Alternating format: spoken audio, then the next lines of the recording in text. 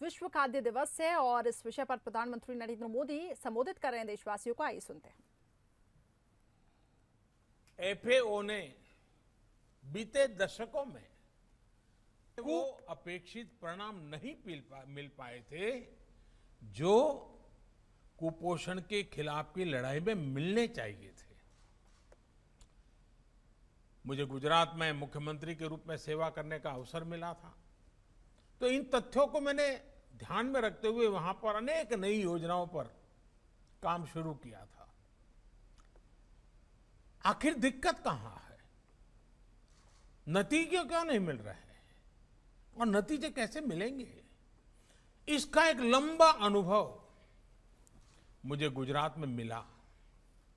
उन अनुभवों को लेकर जब 2014 में मुझे देश की सेवा करने का मौका मिला, तो मैंने नए सिरे से पूरे देश के अंदर कुछ प्रयासों को प्रारंभ किया। हम इंटीग्रेटेड अप्रोच लेकर के आगे बढ़े, होलिस्टिक अप्रोच लेकर के आगे बढ़े। तमाम साइलोज को समाप्त करके हमने एक मल्टी डायमेंशनल, बहुआयामी रणनीति पर काम शुरू किया। एक तरफ नेशनल न्यूट्रिशन मिशन शुरू हुआ, तो दूसरी तरफ हर उस फैक्टर पर काम किया गया जो कुपोषण बढ़ाने का कारण था। बहुत बड़े स्तर पर परिवार और समाज के व्यवहार में परिवर्तन के लिए भी काम किया। स्वच्छ भारत मिशन के तहत भारत में 11 करोड़ से ज्यादा शौचालय बने।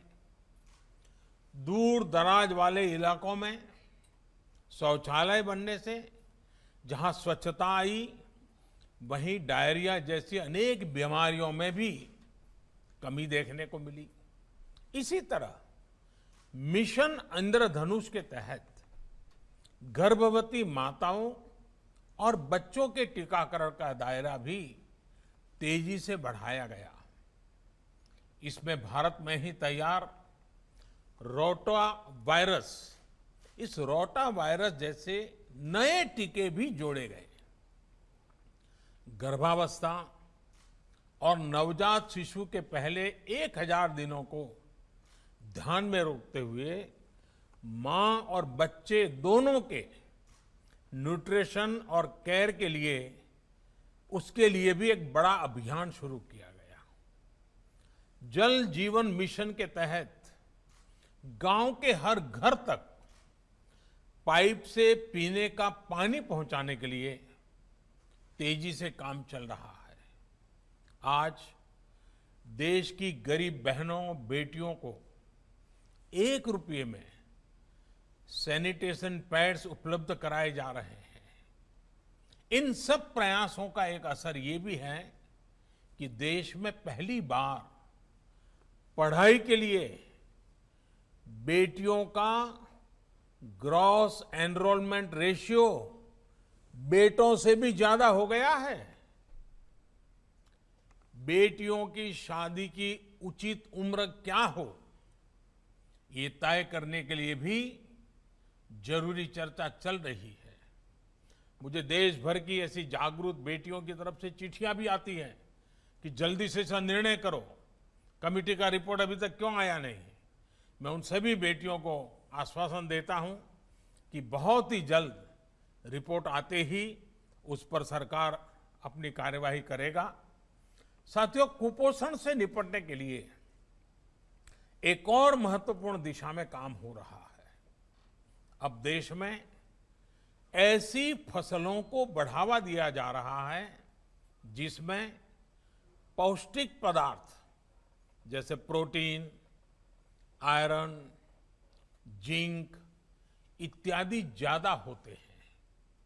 मोटे अनाज, मिलेट्स जैसे रागी, ज्वार, बाजरा, कोडो, जोंगोरा, बार्ली, कोटकी, इन जैसे अनाज की पैदावार बढ़े, लोग अपने भोजन में इन्हें शामिल करें, इस ओर प्रयास बढ़ाए जा रहे हैं। मैं आज FAO को विशेष धन्यवाद देता हूं कि उसने वर्ष 2023 को इंटरनेशनल ईयर ऑफ मिलेट्स घोषित करके भारत के प्रस्ताव को पूरा समर्थन दिया है। साथियों, भारत ने जब अंतर्राष्ट्रीय योग दिवस का प्रस्ताव रखा था तो उसके पीछे भी सर्वजन हिताय सर्वजन सुखाय की ही भावना थी। जीरो बजट में होलिस्टिक वेलनेस का मंत्र भारत विश्व के सभी देशों तक पहुंचाना चाहता था। वर्ष 2023 को इंटरनेशनल ईयर ऑफ मिलेट घोषित करने के प्रस्ताव के पीछे भी हमारे दिल में वही भाव है, उसी भावना को लेकर के हम आए हैं।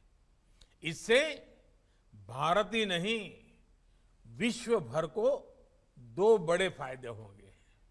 एक तो पौष्टिक आहार प्रोत्साहित होंगे, उनकी उपलब्धता और बढ़ेगी, और दूसरा, जो छोटे किसान होते हैं, जिनके पास कम जमीन होती है, सिंचाई के साधन नहीं होते हैं, बारिश पर निर्भर होते हैं, ऐसे छोटे छोटे किसान, उनको बहुत लाभ होगा। ये छोटे और मंझोले किसान ज्यादातर अपनी जमीन पर मोटे अनाज ही उगाते हैं। जहां पानी की दिक्कत है, जमीन इतनी उपजाऊ नहीं है, वहां भी ये मोटे अनाज की पैदावार किसानों को बहुत मदद करती है। यानी इंटरनेशनल ईयर ऑफ मिलेट्स का प्रस्ताव पोषण और छोटे किसानों की आय दोनों से जुड़ा हुआ है।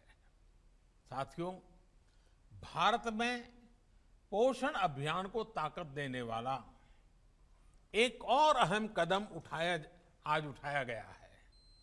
आज गेहूं और धान सहित अनेक फसलों के 17 नए बीजों की वैरायटी देश के किसानों को उपलब्ध कराई जा रही है। हमारे यहां अक्सर हम देखते हैं कि कुछ फसलों की सामान्य वैरायटी में किसी न किसी पौष्टिक पदार्थ या माइक्रो न्यूट्रिएंट की कमी रहती है। इन फसलों की अच्छी वैरायटी, बायो फोर्टिफाइड वैरायटी, इन कमियों को दूर कर देती है। तो पोषण विषय पर प्रधानमंत्री नरेंद्र मोदी का ये संबोधन, लगातार इस पे हमारी नजरें हैं, लेकिन बुलेटिन में फिलहाल इतना ही। खबरों का सिलसिला जारी रहेगा। आप देखते रहिए बंसल न्यूज।